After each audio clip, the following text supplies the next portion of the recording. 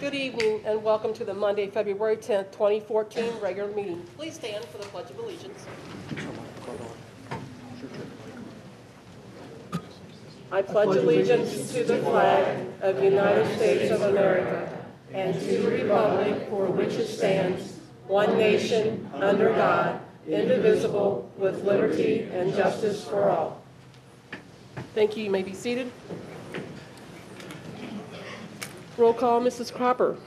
Ms. Sanborn? Present. Mr. Merchant? Yeah. Mr. Waldman? Present. Mrs. Brinkman? Present. Mr. Lewis? Here. Public comments. We have 3 so far this evening. Bill Hannigan, would you come to the podium, please? You want to talk on brain drain of talented students leaving the district. Good evening. Unfortunately, I wasn't able to attend the February 1st meeting, and I understand that a number was brought up that 490 students have left our district and only like 40 came in. That speaks to what I'm getting at today. 2 things have happened in the last couple of weeks that you probably are aware of, or have similar experiences, I should say. Spoke with a realtor, and he told me that business is picking up, things are going well. I said, okay, let me ask you a very pointed question. How has the failure of levies to pass in West Claremont affected our home values here? And I know this guy because we taught together at Forest Hills. He just goes, pfft. He says, you're down about 20%, and over there, they're up about 20%. He said, not only that, but when you have an open house, nobody shows up at your open house in these neighborhoods. Your house stays on the market for a long, long time. When you finally do get a price, you're just happy to get whatever you can so you can get out. Second thing that happened was I ran into somebody I hadn't seen in about 4 years or so. They lived over in Witham Woods. They now have 3 children, twins that are 6, and the youngest one, I guess, is about 2. And she said, we were so happy that we sold our house this summer and we moved into Forest Hills. She said, we took a little bit of a loss, and my husband dipped into his retirement account, which isn't a good move to do, to make this move. She said, we saw what was coming. We didn't want our kids to be subjected to a school system where you don't have library services, you don't have music, art, and gym, and we're getting out of here. It's costing us about $250 a month more because of the higher taxes in Forest Hills and this, that, and the other thing. But it's the same size house. We're very happy, and we can feel confident in the future. This is what I call a brain drain of talented students. People are not going to stick around with kids that they have high ambitions for, high hopes for. They can read before they even get to kindergarten. They're going to get out. So I have 3 questions I would like to pose to the board if you choose to comment. I know you don't have to.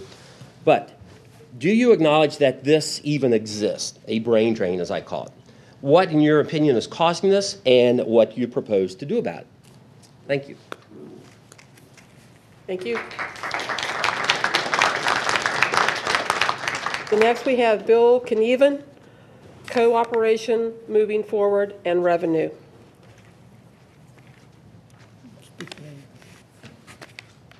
First, I want to thank the current board members for choosing to serve in a time of crisis. My name is Bill Knieven. I live at 815 Pickett Way. I'm a neighbor with Mrs. Sanborn. I have 2 children at Clough Pike, and I also have a stepdaughter at Glen Estey. For those unaware, I did participate on the Citizens for West Claremont Steering Committee, so I am pro-levy. But I'm also, I consider myself a libertarian-leaning conservative, so I'm sympathetic to some of the new members' concerns. Obviously, there are a lot of hard feelings surrounding this board. However, we all must accept that this is our Board of Education, and we need to have an open mind, but so does this board. Mr. Lewis in particular, you've mentioned the citizens of West Claremont spoke in the last election, and I don't think that's really accurate. You're here because a well-organized PAC targeted a local school board election, and unfortunately a lot of people stayed home as well. So you don't have a mandate, but I don't know that we're all that far apart. We all agree our schools are worth saving. I can tell you Clough Pike is an asset to this community. And we also agree we're all in crisis. Last year, open enrollment siphoned off nearly 500 students, and the tangible personal business tax revenue has dried up.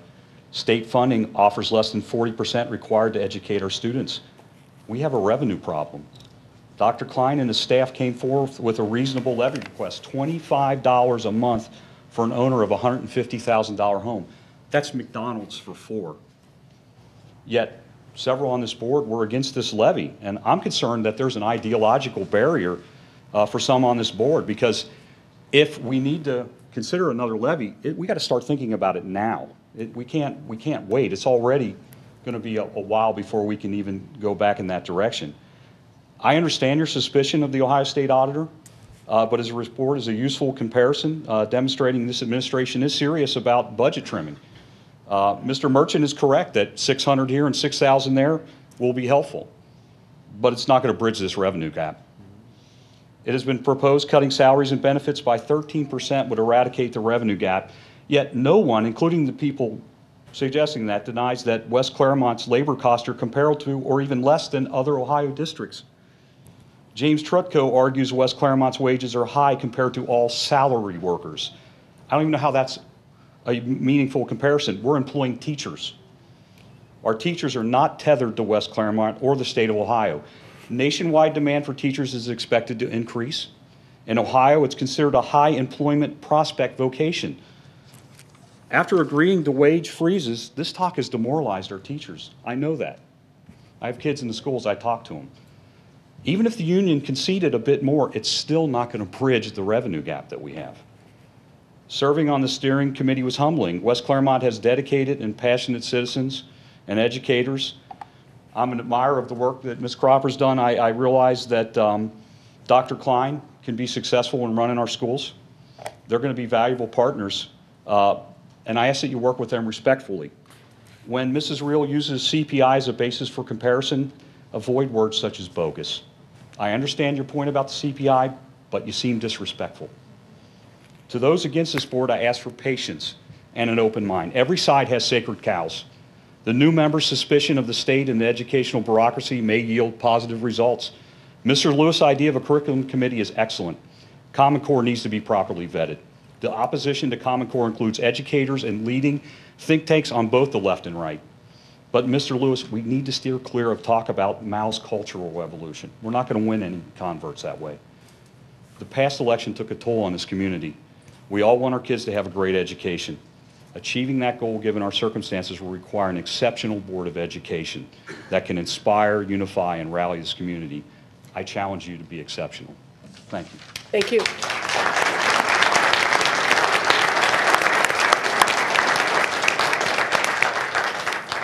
Jimmy Link, Economic Analysis.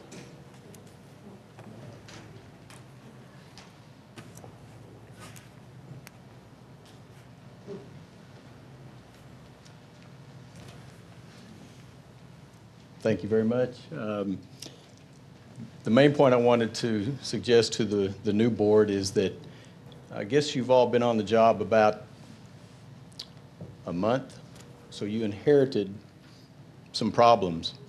We've all heard about the situation of our finances in the district. I would propose getting an outside auditor to do a complete economic analysis and just let us know what you inherited. What are the issues financially in our school district? And make it as simple for us to understand as possible. We've heard about real estate that we own that's just sitting there. We get confused about rehire salaries. There's a lot of issues that you all have inherited, and I would just kind of like to know the status of where we are at this point. We've been in the Union Township for a little over 9 years, and moving up from Texas, this whole thing about levies were kind of new to me.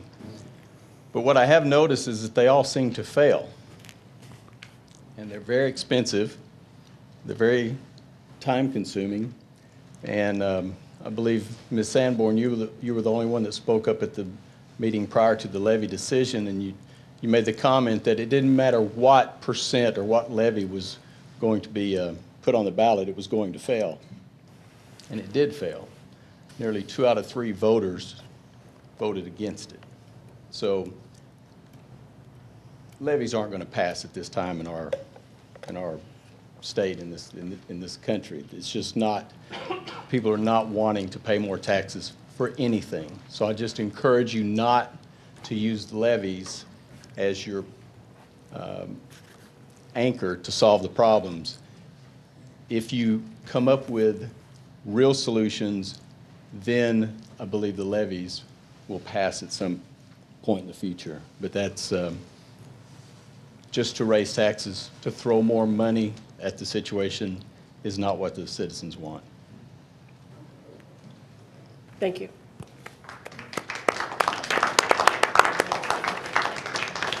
Dr. Klein, I believe we have recognition of a student this evening. We do. We actually have student recognition as well as employee recognition. At this time, I'd like to invite Mr. Bob Walker, the principal of Glenesti High School, to the podium, and he's going to share with us some information about what I understand is a first-time event here locally. Mr. Walker. Good evening. I'm very pleased to make this presentation this evening. I want to take a moment to explain to you just what a great accomplishment this actually is for one of my students, Mr. Brady Dunnigan.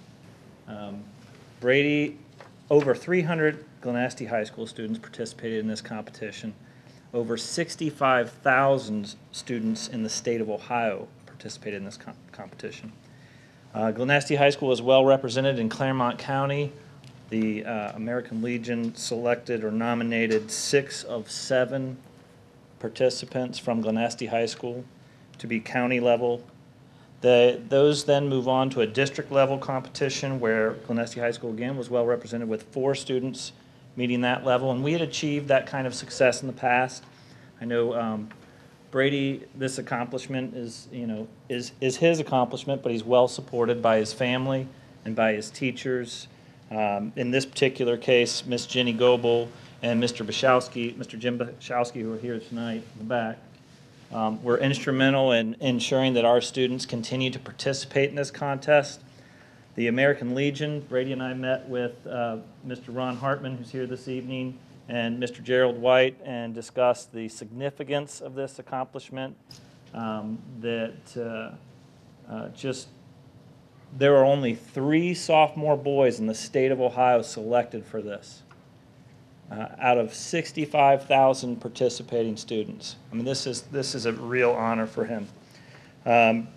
Part of that honor, he'll receive an all expenses paid trip with a group of 12 students from the state of Ohio, 3 sophomore boys, 3 sophomore girls, 3 junior boys, 3 junior girls, and 3 senior boys and 3 senior girls. Will travel by bus through a tour of some of Washington's finest events. They get kind of the backstage pass. It's quite an accomplishment. The American Legion Americanism test is a true mark to the success of this student and to the success of our social studies department and teachers that supported Brady in getting this point. So without further ado, Brady Dunnigan on Americanism.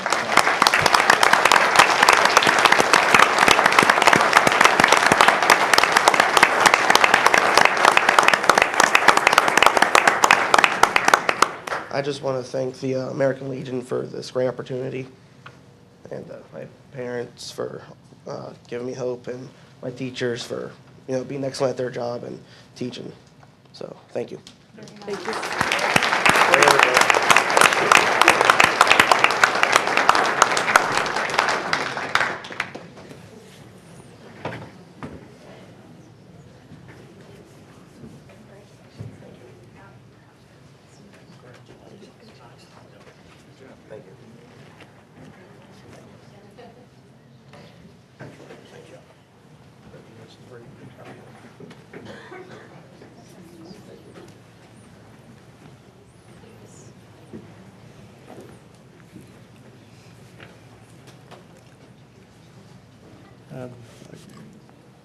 Brady's a great example of some of the wonderful things that are going on in our schools, and certainly glad to see him working with the local VFW to participate in that program. Those are obviously steps in the right direction for our young people. Absolutely. Of course, we've got to get the traditional photo op in. So, yeah. Also this evening, I'd like to take a moment to to recognize a group of employees. I'm very pleased to present to the board 8 of our employees who have gone above and beyond the call of duty for our district and the young people we serve. These individuals were nominated by colleagues for having direct and dramatic impact on West Claremont, and I'm pleased to share a bit about each individual with you this evening. If we could have those 8 employees come forward at this time, please. We'll do this in a group so that's not as awkward.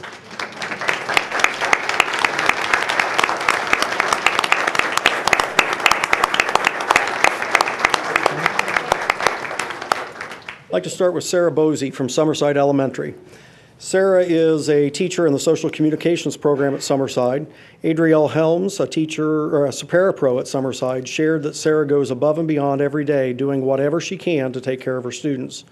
She is excellent at building rapport with her students, which translates into making them feel safe and comfortable. She also works with Summerside parents to help them find the support they need in working with their child. In addition to working in the SOCOM unit, she maintains the Summerside website, helps with state testing, and runs daily skills groups for various grade level students. Congratulations, Sarah, and thank you for your service to West Claremont.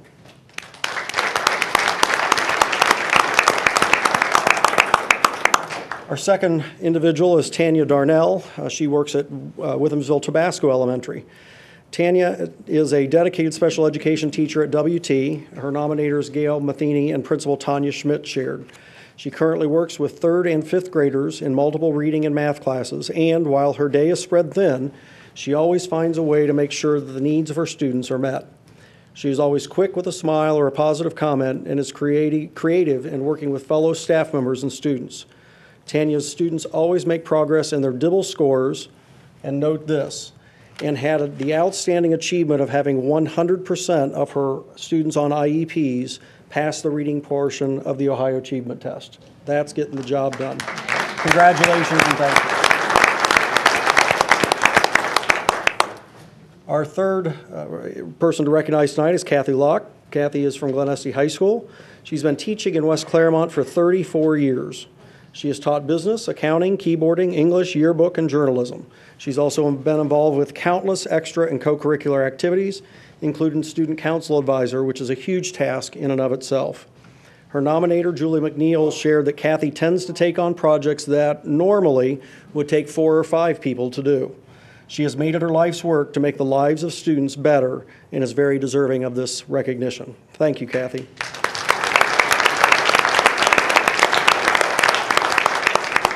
Jean Meredith works here at the central office in the central enrollment office. Jean has worn many different hats, and that was shared by her nominator, Jane Devine.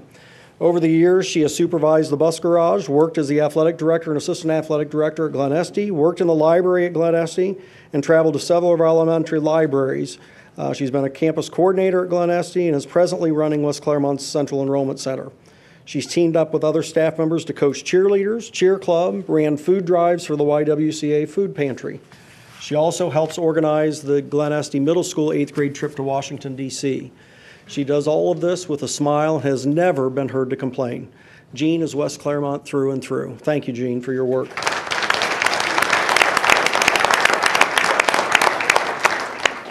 Curtis Ogle, our lone male recipient tonight. Our odds aren't going very well, are they? Darla Chandler and Nicole Bass nominated Curtis for recognition. They said, and I quote, "Teaching is truly a rewarding career, most of the time. There are those days, however, when nothing works the way it should, when the students just don't seem to get it, and there's a stack of papers that seem to be spontaneously multiplying by the minute, that a teacher begins to feel overloaded and underappreciated. At the end of a day such as this, an individual's acts of kindness and courtesy can make all the difference. Curtis, one of Glen Estee's custodians, does more than just his job. He is truly a resource and support for the teachers and students. Whether it is a friendly conversation after a difficult day or the thoughtfulness he shows by scraping ice off our cars in freezing temperatures, you've been busy. His kindness helps foster an atmosphere that boosts morale and makes teachers feel valued, even at the end of one of those days. Thank you, Curtis, for all you do at Glen Estee Middle.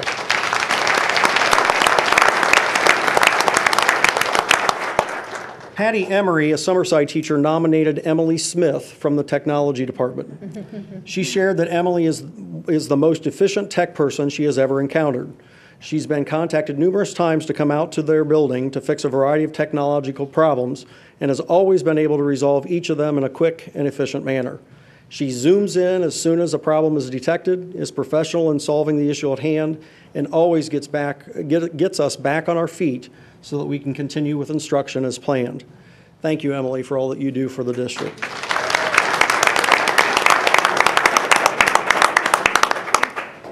As a special education aide, Melissa Vogel is very adept at her job, always anticipating her students' needs and ensuring her safety, their safety, said Jill Jones, her nominator. Melissa shows the ability to be flexible, as at times our day does not always go as planned. She is always willing to do whatever is needed to help her student be successful. Professional, kind, and thorough, Melissa is an exemplar employee and an extraordinary coworker. Jill said, and I quote, "I am honored to work with her every day." Thank you, Melissa, for the work you do at Brantley.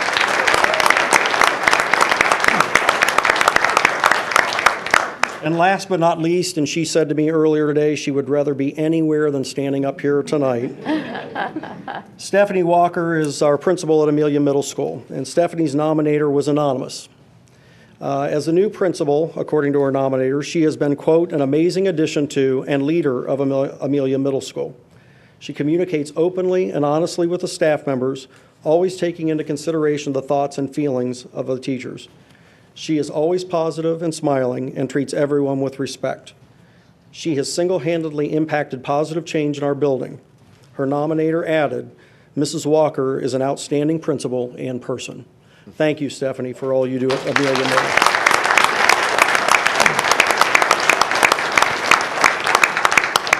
It's really great, and I love this night because we get to show off the great people we've got working with our kids. And if it wasn't for these folks and the hundreds of others that we have on our staff here, we wouldn't be able to get the job done at all. These are the folks that make it work, and I'm very pleased and always proud to recognize them for their efforts and the hard work that they put in on a daily basis. So on behalf of the entire West Claremont community, thanks to all of you. We couldn't do the job without you. We're counting on it. Thanks.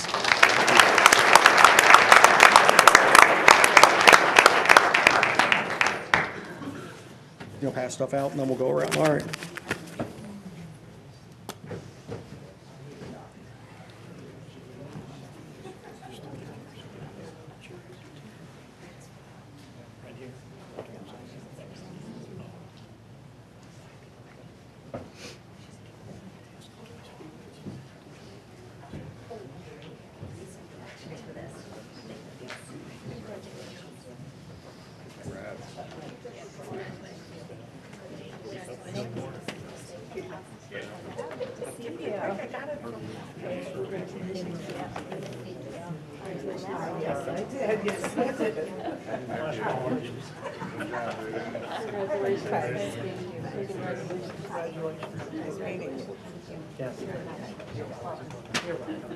Bruce, thanks.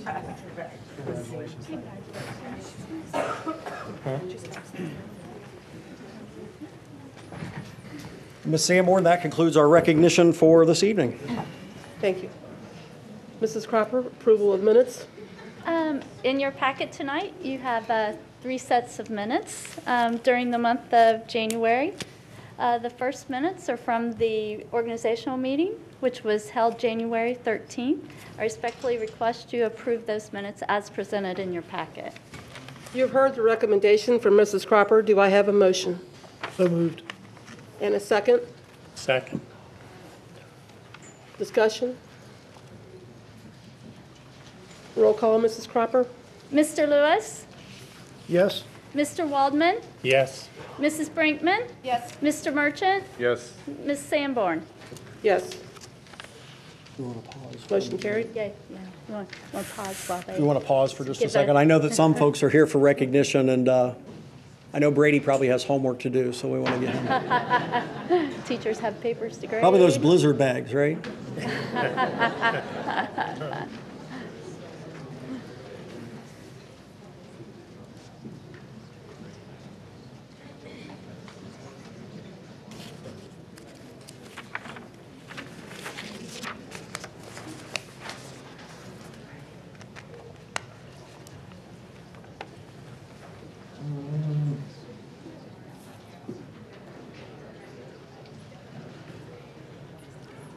continue on.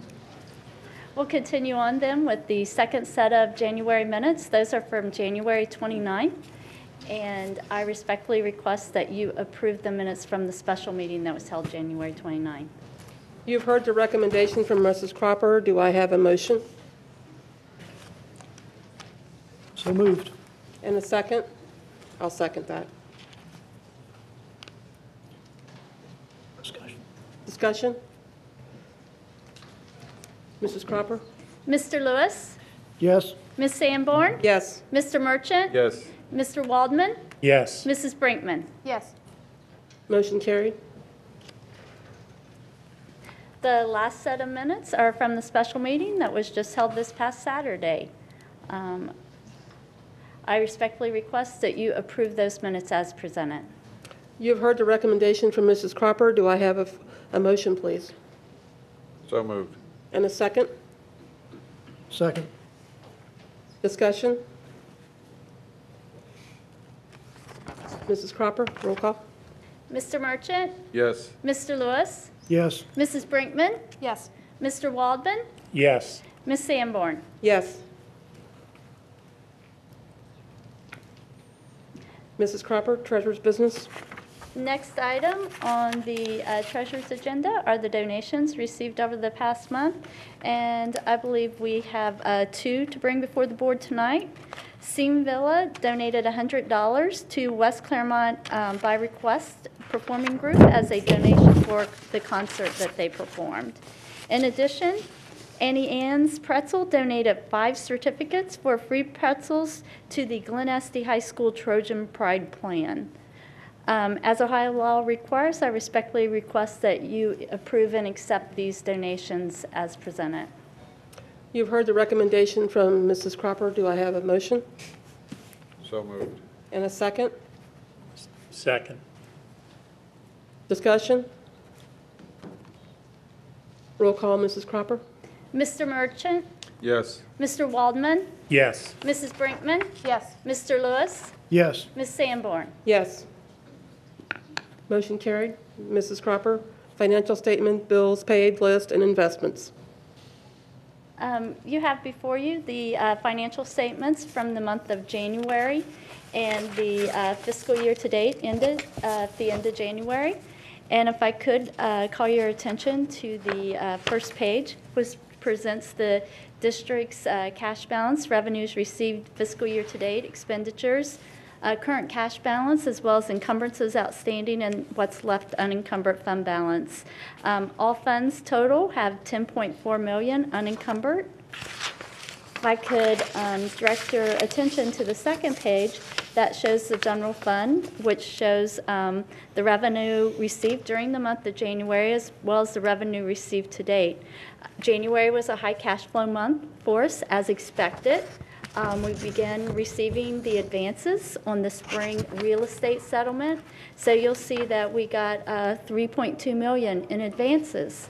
And those are the taxes that our residents are currently paying, the tax bills that's due here in February. As the county gets the money in, they will estimate how much belongs to each political subdivision and start spending that money out.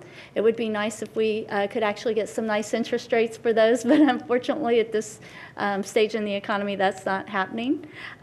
What I do want to let you know, I know it's always an interest, on the last day of the month, we did get a wire into the bank account for casino revenues.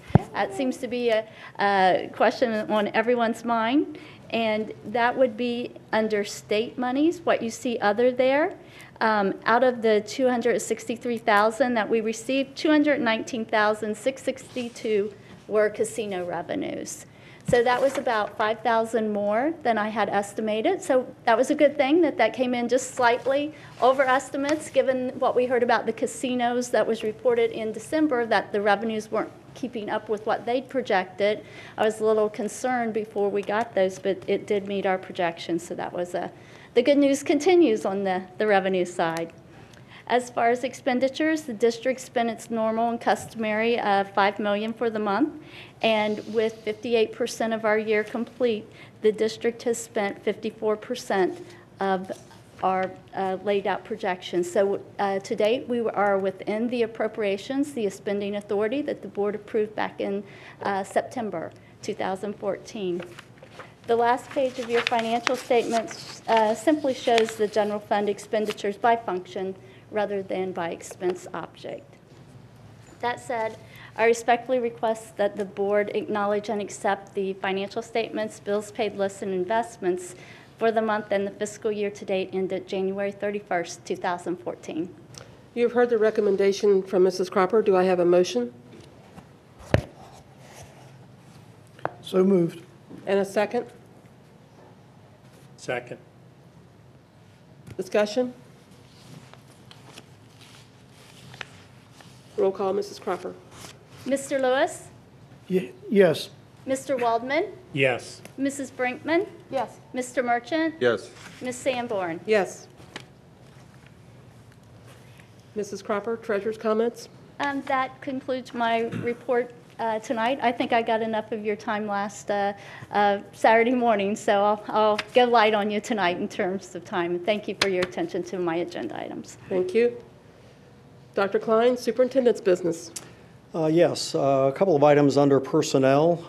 First off, I'd like to bring the board's attention to the fact that we've accepted 9 resignations and/or retirements since we've last met in a business meeting format. 2 in particular I want to draw your attention to. Patricia Marion. Patricia's been a custodian at Holly Hill, and she's been with the district for 26 years. It was a pretty significant term of service.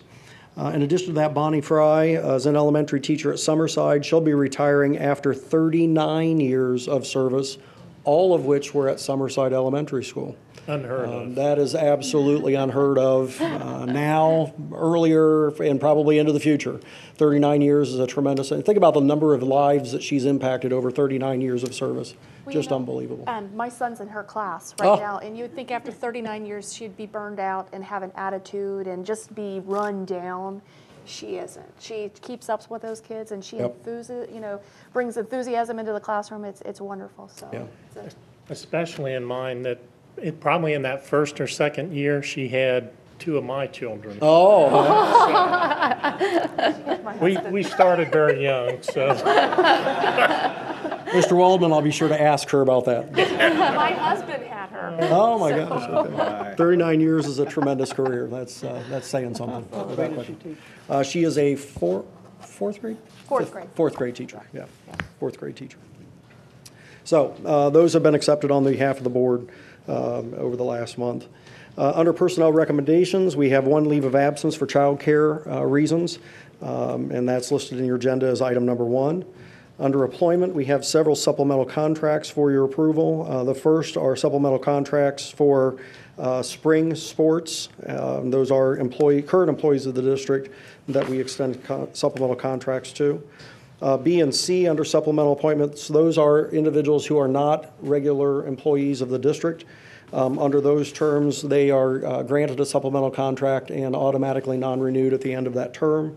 You'll note we have 1 for spring, an assistant track coach at Amelia High, and then 2 for the fall season in volleyball and soccer. Under letter D, we have classified exempt parapro aides. These are replacements for the 14.5-hour individuals that we've lost due to resignation. We have 1 individual that we're asking approval for substitute in the classified side of the house. We do have 1 stipend approval, letter F. That is a mentor teacher, paying a mentor teacher for working with a young University of Akron student. And those monies are paid for by the University of Akron. And then under G, we have a pretty lengthy list of volunteers who we always welcome, obviously, into our schools. With that being said, I'd like to respectfully request the approval of the personnel items 1 through G as presented. You've heard the recommendation from Dr. Klein. I'll put that in form of a motion and ask for a second.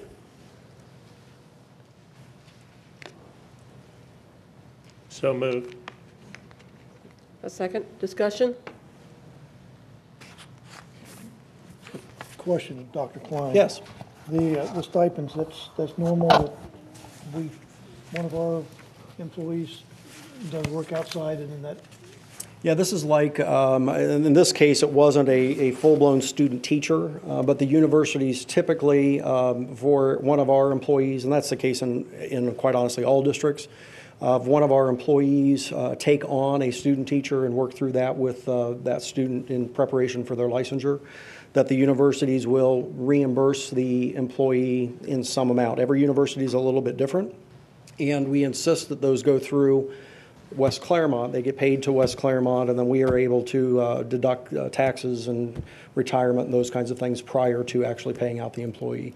But that is a normal practice. We'll see those off and on, usually in big batches, at the end of every semester, college semester, as we process those and finish them up. Any other discussion?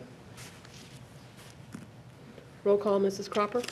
Ms. Sanborn? Yes. Mr. Waldman? Yes. Mr. Lewis? Yes. Mr. Merchant? Yes. Mrs. Brinkman? Yes. Motion carried. Dr. Klein? Thank you. I have just a few updates I'd like to give the board at this point around a couple of different areas. At the board's special meeting not this past Saturday, February 1st, we discussed the board's priorities for 2014, and I certainly appreciate the time and the consideration spent on this task, as it really provides us and the administrative team a framework for moving forward. I took the notes we had from that meeting and clustered the items that you came up with around 4 major areas. And again, this will help us frame and organize our work as we move forward. I want to review those areas for members of tonight's audience, as well as those who are not able to attend on February 1st. I'll list the 4 areas and the topics that were thrown out during our brainstorming session. There's a category around add backs to retain students in West Claremont. And I know Mr. Merchant has been talking a lot about how do we keep our kids here and keep them in our district. And ideas that were floated around that, we're looking at a different formula for kindergarten, moving away from the all day, every other day. How can we bring art, music, and PE back into our schools in some way so that we keep our students here? Looking at transportation, and then maintaining specialized programming. And I think, Mr. Merchant, an example you gave was IB at Amelia High School. A second area of focus, curriculum and student performance. I know that Ms. Sanborn raised the issue about third grade guarantee. Someone else raised overall academic performance, which is something that obviously we always need to be conscious of. Mr. Lewis brought up how we are teaching and making sure that our kids are ready for college when they graduate from Glen Estee or Amelia. Looking at the curriculum and the Ohio graduation test and knowing that those are minimum standards. So where do we take our kids beyond that as they take that test as a sophomore? And then a question was raised about the performance evaluation for teachers and the 50% that falls on the student growth measure side as dictated in state law.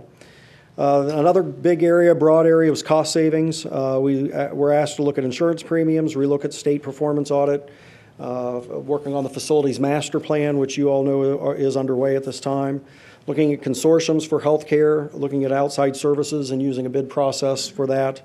And I believe it was Mr. Waldman who suggested looking at the value in contracting with our educational service centers as opposed to filling positions using in-house people and resources.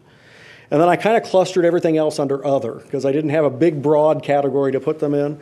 But some other things that were talked about were building relationships with our community, our teachers, and our other employees, looking at having a legislative liaison on the board that helped cipher through all of the state issues that seem to be coming down the pike at all times. We talked about safety and gun-free zones, and we also talked about continuing to do board development activities as we move forward. And so I think that was a pretty good capture of what we discussed last week and what we put up on the white chart paper. Our plan really is to engage the board in conversations about each of these items as we move forward over the next several months. If I can call your attention back to the evening we had Randy Smith, the board member from Forest Hills here, and he was working with us on roles and responsibilities. Now that the board has articulated the what, it's now our charge to develop plans around the how.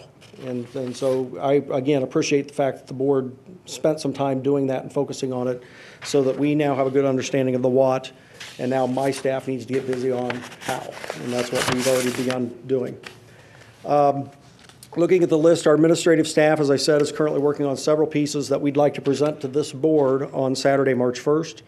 This will include an overview of programming for this coming school year, proposals for the board to consider around art, music, and PE, and a different plan for kindergarten as we move forward.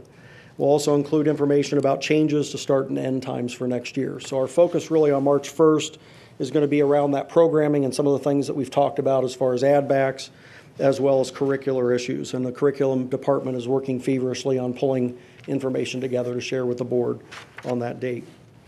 While our finances are looking better and our projections are now in the black, due largely to the concessions that are on the part of our employees, we're still really not where we should be as far as balances over the next several years. That being said, we know that families are leaving West Claremont because we are not able to offer the programming they expect from our district. We need to fix that, and quite honestly, fix it fast. I look forward to presenting options for next year's programming at our meeting, which is scheduled for Saturday, the 1st of March. And know that in the meantime, if you have any questions or things that you would like us to consider prior to that time, if you'd let me know personally, then we'll make sure that we get answers for any questions that you have prior to that meeting. Any questions about district priorities, comments? Are we feeling like we're pretty close on the list? Okay. Yeah. Thank you for your work. I do want to give the board an update on calamity days and what's becoming the very always popular blizzard bags. Are all the students gone? I hear my name's being used in vain on Facebook. Did want to give you a little bit of an update on where we stand with calamity days and blizzard bags and what's coming next. At this point, we've lost 8 days of instruction, and regardless of calamity makeup days, regardless of blizzard bags, those are 8 days of kids with teachers that we aren't going to get back, and that's a problem. 5 of those 8 days are covered by current law. The state gives us 5 calamity days before they start making folks make things up. The 2 February days are being counted as of days of instruction through the use of blizzard bags. So right now we have 1 date, that 6th day, that has not been made up or accounted for in any way as far as the day of instruction is concerned. At this point, we've been talking about that, and I'm interested in the board's feedback tonight. As a result of that, the state has given us permission to use a blizzard bag retroactively to make up a missed day that we haven't accounted for. And so what we're looking at right now is assigning blizzard bag 3, because that's the last one we've got, signing that this coming weekend, knowing that President's Day is a day off and Friday is a day off for PD Day for our staff. Doing that would turn, according to the state's accounting, would turn Monday, January 17th, which is now President's Day, into a day of instruction. And that would get us to a break-even point as far as days missed versus days accounted for as we move forward. I am sure the kids will be thrilled. If we end up deciding to go that route, it does get us back on a level playing field. And what I would say is, and I keep hearing, and I just missed a story on the news tonight about what the state's doing as far as additional makeup days. Right now, at least the last update I had, it came out of the House committee, was going to the full House this week. If it's approved by the full House this week, it will flip to the Senate side, and they will go through their process, and then it'll finally land on the governor's desk for a signature. I don't anticipate, I shouldn't say that. Maybe I should ask Mr. Becker. That's what I was suggesting. We don't have any control over, I trust the House is going to take care of business this week, right, Mr. Becker? We don't know what the Senate's going to do as far as timing is concerned, and as I understand it from some of the folks that I've been talking to, there's a little bit of a disconnect between what the House thinks we ought to do and what the Senate thinks we ought to do. So I'm not sure when we're going to get a final verdict on how many days additional days they'll give us in the next week. They will eventually get an answer, but I don't know that it's going to be tomorrow, as an example. So my recommendation at this point, and we don't have to vote on this, but what we're leaning towards right now is to go ahead and use Blizzard Bag 3 over the long weekend. Students have 2 weeks to turn that in. That will make the 17th, President's Day, an instructional day. We've got a clean slate. My concern is, as this winter has gone, if the state approves another 4 calamity days, we may well use them, because at this point, we're still mid-February and we got a long way to go. And so that's kind of where we're at and what we're thinking at this point. I'd welcome board input and thoughts around that. I do want to, if we're going to go forward with that, we need to start communicating that with our staff, our parents, and our kids as quickly as we can so that they're prepared for more homework over the weekend.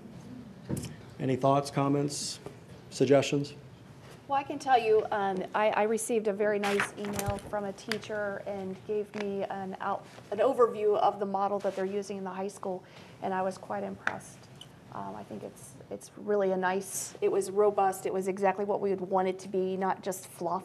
Right. From a parent's perspective, it was very unpopular when I woke him up and said, guess what we're doing today? Yeah. It didn't go over very well. That would not have gone over well at my house either. So. But you know, the alternative was time away in the summer, and Yeah. it got him motivated. Yeah. I think that we should consider going ahead and using that third bag and getting ourselves caught up, and hope that the state comes through and gets us, an additional couple days if we need to. I've not heard a lot of negativity. The only things I heard was we were out of toner, or so they had to go run into Office Max To print them out. And the funny part was when they went through the checkout line, the cashier goes, blizzard bags? Yeah. As if they knew why they were there. So that was the downfall, but that's something that we should plan ahead and be Yeah. prepared for. Well, and I know think we that, should go forward with it. usually my early morning, albeit 5 o'clock in the morning, phone calls about school being canceled usually meet with cheers. I am noticing a general moan across the state of Ohio now when superintendents make those calls in the morning. So I think it's not a perfect solution, but it does keep kids engaged in the work of that particular class or what they're doing in their classroom. And I have to say, too, I'm very pleased with what the teachers have put together. I think it's spot on. In some cases, it's enrichment and pushing the kids a little bit further, and maybe something that we couldn't have done in our regular calendar. I'll come back to, again, though, nothing replaces direct instruction in our classrooms. Unfortunately, we haven't had that option on 8 occasions this year. So what are we doing on the AP classes where they have a test on a certain day and there's no adjustment for those days? Are we preparing our kids for We that? are, I know that your concern is my concern, and it's the concern of not only our teachers that are teaching AP courses, but the students as well. We're going to have to look at alternative ways to make sure that they're as prepared as we can possibly get them for those tests. Those are our top-end students, and will work diligently, I think, to be as prepared as possible. I don't see the College Board extending the testing days, moving them back. There is talk, as I understand it, in Columbus about possibly, and this is a complete possible, I don't know that I've seen any introduction of legislation, but possibly moving those testing days for the spring tests back a week or so, just to give us a little bit more breathing room. The good news, I guess, is we're not alone in this. Everybody across the state's experienced the problem, but I don't have any updates on where they are with the state testing that is yet to come this spring. As long as you're satisfied that those blizzard bags are adequate, I'm absolutely supportive of I appreciate it. moving forward with that. Again, never replaces the classroom experience, but it's keeping them going, which is important. Okay. And was that correct, John, as best you know? His take on what the House has done? Yeah, the House Education Committee voted out add 4 calamity days, give you a total of 9, and I believe we're going to vote on that, the full House, we'll vote on that Wednesday, then go to the Senate. In terms of the OGT testing and the OA, whatever it was, the elementary school, that's being looked at by ODE. There's not been legislation, you're correct. The state board is looking at that, and they are considering making a move. Could be a week, don't know. Right. Do you want to introduce Mr. Becker for those in the audience that may Oh. just think he's another parent that's... John Becker is a representative from this area to the State House. So, Yes, Mr. state Becker. representative from the 65th House District, it's northern third of Claremont County. Which includes everybody in Glen Estee and not most of the people in Amelia. Great. Any other Still Township is not his. Any other comments, questions, concerns? I would agree with that. If it's not fluff, that go with it. Well, I think the kids would tell you it's definitely not fluff. And we appreciate partnering with our parents to continue education, even on snow days.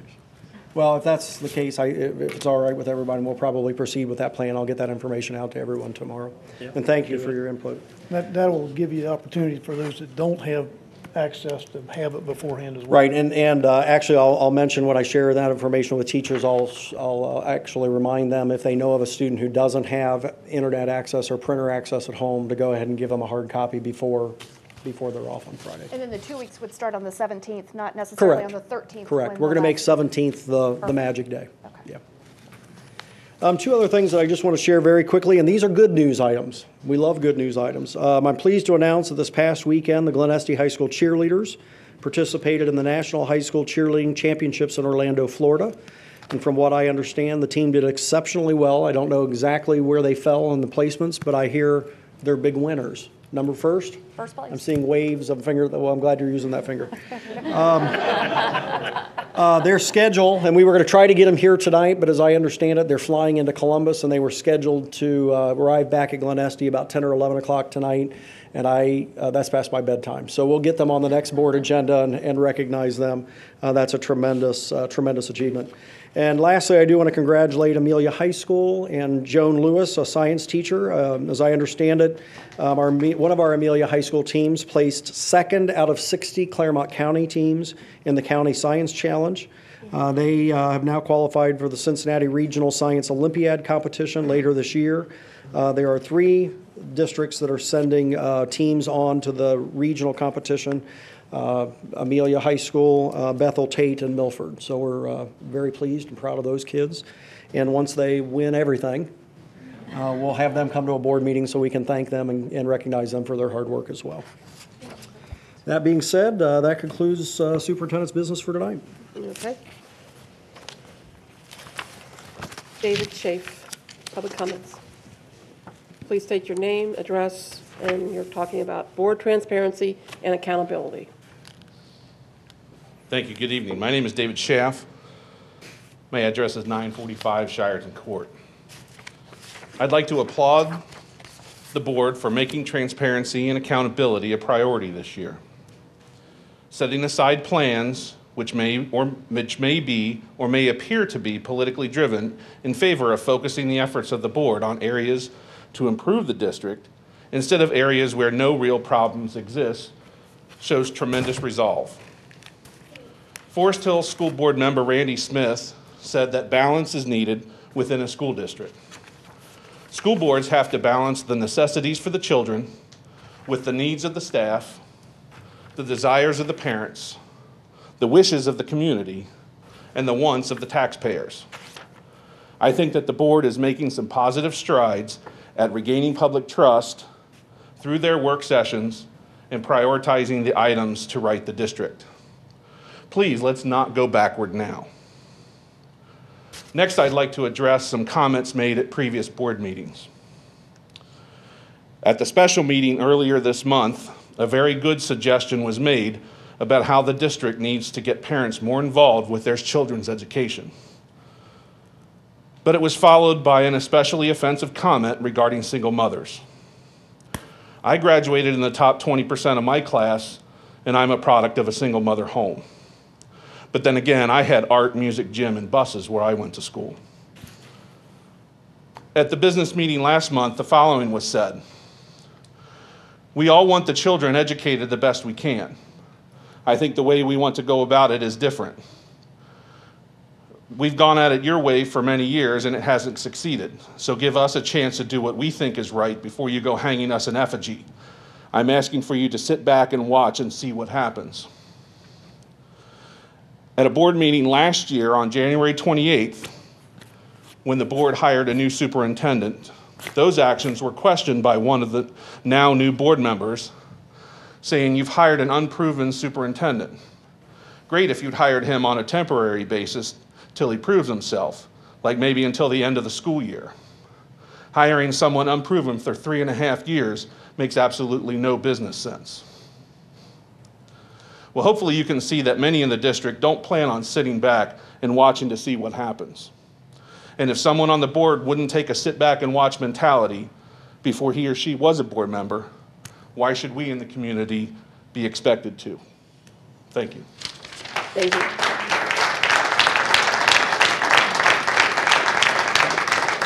Alex Wakefield.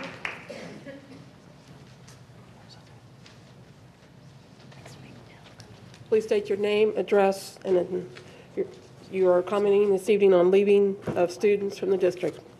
My name is Alex Wakefield. I live at 3918 Green Tree Terrace in Amelia. Good evening. My family has lived in the West Claremont school boundaries for 63 years. My oldest brother graduated Amelia in 1962. My two other brothers and myself graduated Glen Estee. My 5 daughters graduated Amelia, and I have 2 grandsons in Glen Estee right now. I have a vested interest in this school district. I would like to know from each of you your vested interest in this district. In the meeting on January 29th, Mr. Smith told how short-term decisions that school boards make can have long-term consequences on the school district. He pointed out Little Miami School District, that they failed to come up with a plan that the people of the district would accept, so levies would fail, and over the time, the district failed too. Consequently, students are leaving that district. Ms. Coles in the meeting spoke to the fact that even though Little Miami is projecting a $19 million surplus this year, students are still leaving the district. The fact is, it took time for the district to fail. It'll take time for the values of our properties to come back up to stop families from leaving the district. In West Claremont, we're losing students because of the services that have been cut. Some of the board members want these services to be brought back, but unless the board can come up with a plan that the community will back, a levy will never pass, and these services cannot be brought back, and consequently, our property values will go down. To stop the hemorrhaging of the students, it will take a levy. There is only a small amount of the district's budget that is discretionary spending. Everything else is already committed. Some people, pardon me, please come up with a plan for a levy and get it passed so that the fiscally responsible Tea Party members of this board will have money to be fiscally responsible with. I have heard it said by a member of the board that Common Core is the threat to public education. I do not like Common Core. But Common Core is not the biggest threat to education in West Claremont. The biggest threat to education in West Claremont is Jim Lewis and the Tea Party. Thank you.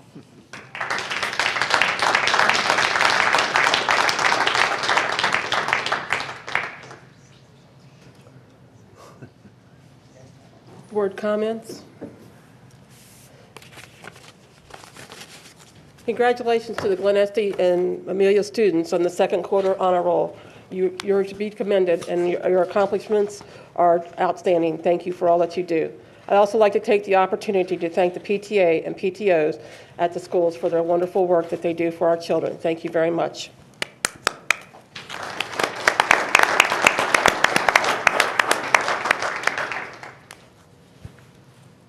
Anyone else?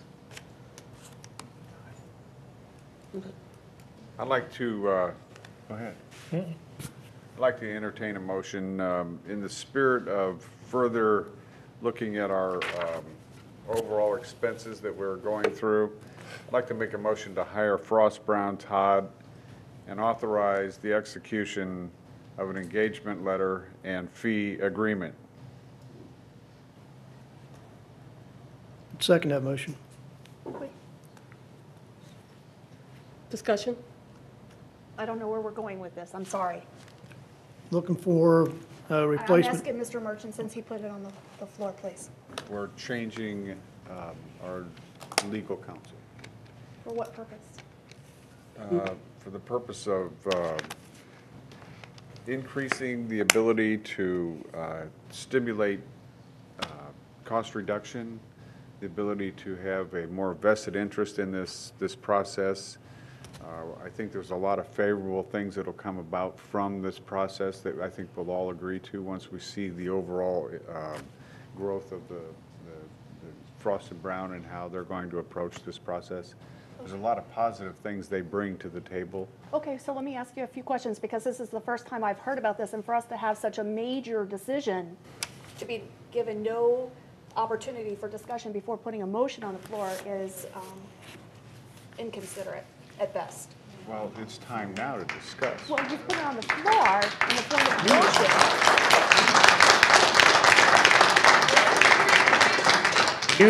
You have put that issue in the form of a motion Yes. with no prior discussion by the board, and yet you say "we." Who is "we"? Sunshine laws. Who is "we" that now has made this determination that it's time to make a change? The board The majority. gave a Don't- packet out of information on January 13th. I have that packet of information in front of me, and nowhere in Yeah. here does it say anything about them having any experience with school boards, with any kind of education law, any workers' comp, any employment labor laws, any of that. How could that be a good thing for us? Nor has there been an ounce of vetting process done by the superintendent and treasurer, who have responsibilities in a much grander scale than individual board members have relative to the need for legal counsel. Superintendent has been given over a month to at least vet Frost and Brown, and has others in that Under whose consideration. direction? We have not We've had not that had this discussion. discussion. Under We can't give the whose direction? not one individual can give direction to any employee to do anything. It has to be I agree. Okay, so if you gave him direction, who gave him the direction? It's against the law for any of us to give direction to any employee. Singularly, yes. Singularly, correct. And if the three of you got together and did it, it's a violation of law. That's a sunshine law. We have to have a conversation, discussion in an open forum before you can give direction to anybody. Now, if your direction tonight is to give them direction to vet the process, absolutely, let's do it. But we can't jump out of the frying pan and into the fire without doing the proper thing, which is investigate it in complete transparency. So I guess the other thing that I would mention is, I'm guessing that both in the case of Dr. Klein and Mrs. Cropper, that they currently work with legal counsel on a number of issues and are engaged Ongoing. with that legal counsel now. And so one of the things that you're suggesting by having a new legal counsel come in is that we're going to spend more money so that they can be brought up to speed on issues that both of these individuals are already actively involved in. To me, that makes absolutely no sense. Let me ask you, how much does Frost, Brown, and Todd charge per hour? They are giving us a flat fee for services. They're not going to charge an hourly rate unless How do you we know get in- this? When has that been shared as board members? How do you know all these things? When there's been no discussion by this What is that flat board? rate? You're wanting to jump? Let's jump. Let's Tell jump. me the rate. Well, they're supposed to be in the range of $7,000 per month for all the, but that, we don't have, unless So we you pay get the the letter. $7,000 regardless if you use the services or not? But there'll be, yes, that's basically what it's gonna be. It won't be add-ons beyond that either. There won't be these continuous. And how much did we spend last year paying Frost, Dave Lampy? How much did we pay, Mr. Merchant? I'm not positive on that total figure. And how do you know that but this would be a savings? Because of the investigations we've done, we think that. We? Who is we? We, me, and Mr.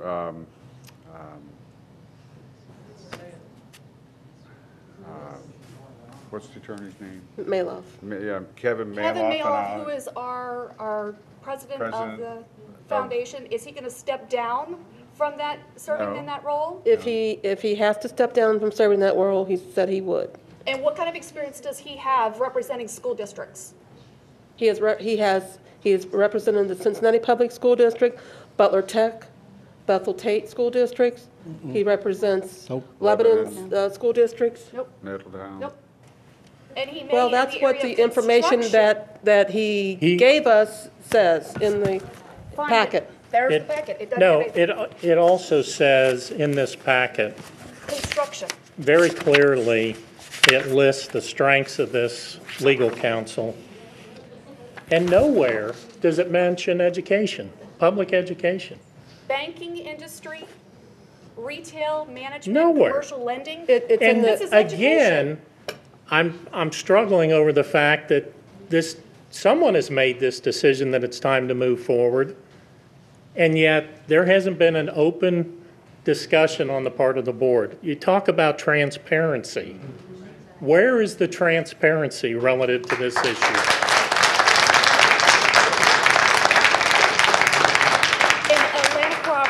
A lot of work that we need to focus on because of our deficits in this district. We should be focused on where our issues are. They've been identified issues as opposed to opening Pandora's box. And on February the 1st, we sat down as a board with the intent of vetting whatever issues anybody had.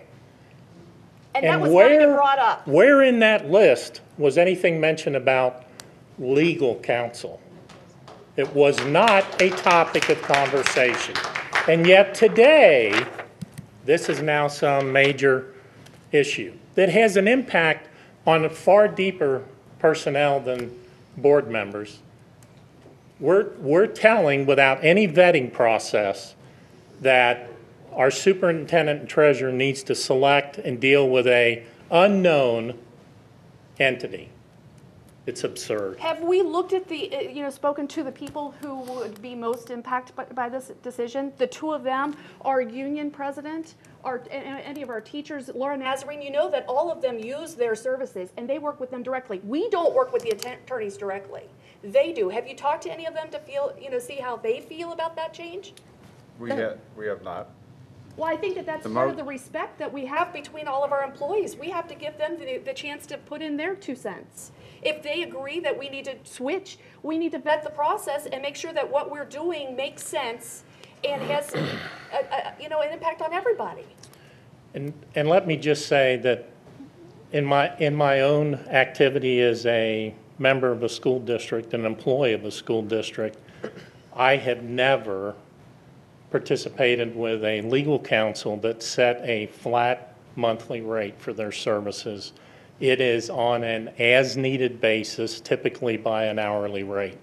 And so you're saying that it's appropriate for us to make an investment of $84,000 for legal counsel.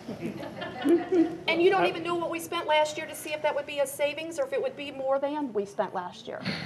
It is absolutely absurd that would come to this floor with no prior discussion and no vetting process. I'm appalled. During the board comment section at that, it wasn't even an agenda item for us to be given information prior to the meeting to consider. And since we're talking about things, well, who made the decision to rearrange the board? Where did that decision come from? Pray tell. Talk about frustration. Somebody just arbitrarily makes a decision that they're going to rearrange the board. It's amazing. Yet we're supposed to work together. How can we work together when we have actions? Your actions speak louder than words. They only need Jeanette or Steve 70% of the time, and they don't need you. Well, in light of our financial situation, Frost Brown Todd has agreed to the fixed price rather than the hourly rate. Of course. With no cap. There hasn't been a vetting process. Why would you do this? With that itself alone is going to save us money. You don't know that. How do you know that when you don't even know what we pay? From the audience. They'll do it for less money. Let's just do that. If I could interject for just a moment. I was asked by a single board member to take a look at Frost Brown and Todd, or actually move to Frost Brown and Todd. I'm sorry, you were given direction to do that? Yes. I'm glad that we have this on camera, right? We have the filing court? My recommendation, my recommendation has been and continues to be that we go through a process to vet. If the board determines that we want to look at different law firms, then it is my recommendation, and I believe Ms. Cropper's, that we go through a vetting process, which I just was able to secure a date for today with our internal staff of February 27th. It is somewhat irresponsible for us not to have the players who work with the attorneys in the law firm on a regular, if not daily basis, involved in that process. We have been able to avoid lawsuits for at least since during my tenure as superintendent. And a large part of that is because our employees who work with the attorneys have faith in their decisions and they give us good advice. And I'm not saying that Frost, Brown, and Todd, I'm not passing any kind of judgment on anybody at this point. I can only speak to what our experience has been. It is my recommendation, and I think it is most prudent and most responsible for the board to go through a vetting process if there's a desire for us to look at a different law firm.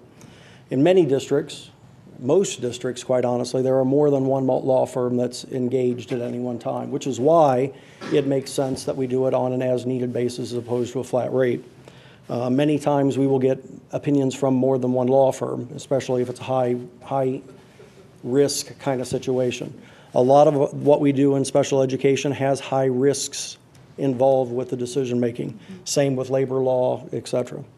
It is in the best interest of the district to have someone who is well versed in education law because it's like anything else, a specialty area. So I will go on record as saying it would be my recommendation. Again, I think I can speak for Mrs. Cropper, but I'll let her do that in a moment. It would be my recommendation to go through a vetting process. And if whoever comes out on top, I'm fine with. But I think we would be remiss and irresponsible if we did not use the expertise we have in-house and involve those folks who work with attorneys on a regular basis to keep us out of legal issues. It will be much more expensive to make errors around legal issues than it will be to pay any hourly rate that we might need to be charged. So again, that would be my recommendation and advice to this board. I would suggest that you consider not just a price point, especially when we don't have all the price points, but not just consider a price point when there's much more involved with the services we get from law firms than just the money issue. Do you not believe as part of that vetting process, you're going to look at that cost issue as well? That will certainly be a part of that. But understand too that folks who specialize in education may charge a little bit more than those who don't, but we're going to get answers a lot quicker and take less time than those who don't have a specialization in the area of education. And do we not currently utilize two different legal counsels in the district? We primarily use Bricker and Eckler, and we use them for negotiations, which was a big piece of what we were involved with this past year. We have, in fact, used Ennis, Roberts, and Fisher. Both are known in the state of Ohio as education law firms. And we use Dave DiMuzio to do our sorry, I know most people forget that we do use him to do our property tax appeals and counterclaims. You do have to, when you file your counters at the Board of Revisions down at the county office, you do have to use an attorney to do that, and Dave DiMuzio specializes in that particular service. So. And I'll add one more thing, and then I'll be quiet, maybe. I have asked for board representation on that vetting committee. Ms. Sanborn has agreed to do that, and honestly, if we go that direction, I'd like to have a second board member be a part of that as well. I think it is a joint. I'd like to I think it is. well, that's not my call. Okay. I think it is a joint responsibility to make sure that we have the best firm or firms that we can representing this district. We don't want to get ourselves into legal issues. The settlements on things that go awry are in the hundreds of thousands of dollars, and that's not in the best interest of this district. No. Well spoken. Thank you. So, Mrs. Cropper, now that we have a motion on the floor, is there a respectable way to back out of this, or do we have to go through the process of calling for a vote? If you could, if they would like to withdraw the motion and withdraw the second, then we could do that. That would be a way that we could do. Withdraw the second. You're going to withdraw the second? Yep. Thank you, Mr. Lewis. Are you going to withdraw the motion? I withdraw the motion subject to vetting and procedures. That, again, that date we just solidified internally with the staff would be, we'd be interviewing firms on the 27th of February. And I would like an official appointee in addition to Ms. Sanborn for that committee. Ms. Sanborn, do you have a problem with Mrs. Brinkman being a participant in that committee? I do not, but I know her schedule limits her from being able to come to things. I will make that. And if she cannot, I will step in and That's provide a fair a statement, Ms. backup. Sanborn. That's an Well, unfair I'm statement. just saying you're out of town a lot. I just I said, will make this a priority. I can rearrange my schedule as I need to. okay, that's fine. This action speaks volumes. And I really, truly hope that people realize what just went on. It speaks volumes.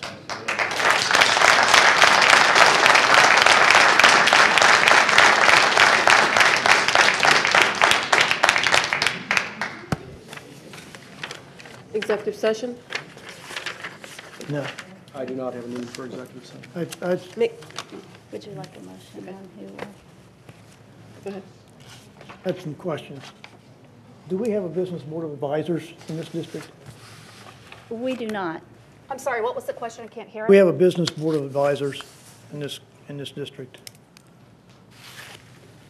Like We a do business not. advisory council?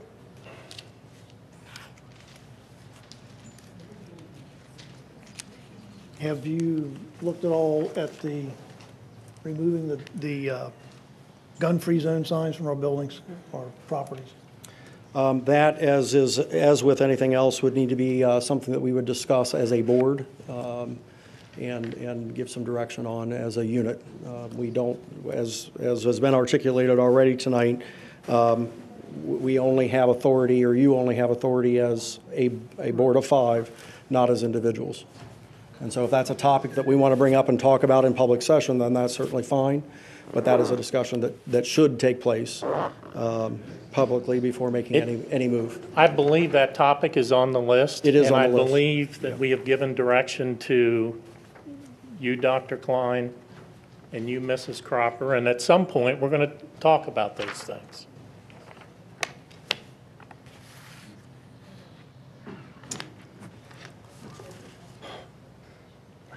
Any other discussion? Adjournment? Motion to adjourn? I move. You do? Yep. Okay. And a I'll second? second it. All right. Mrs. Cropper, roll call? Mrs. Brinkman? Absolutely. Mr. Waldman? Yes. Mr. Merchant? Yes. Ms. Sanborn? Yes. Mr. Lewis? Yes. Unbelievable.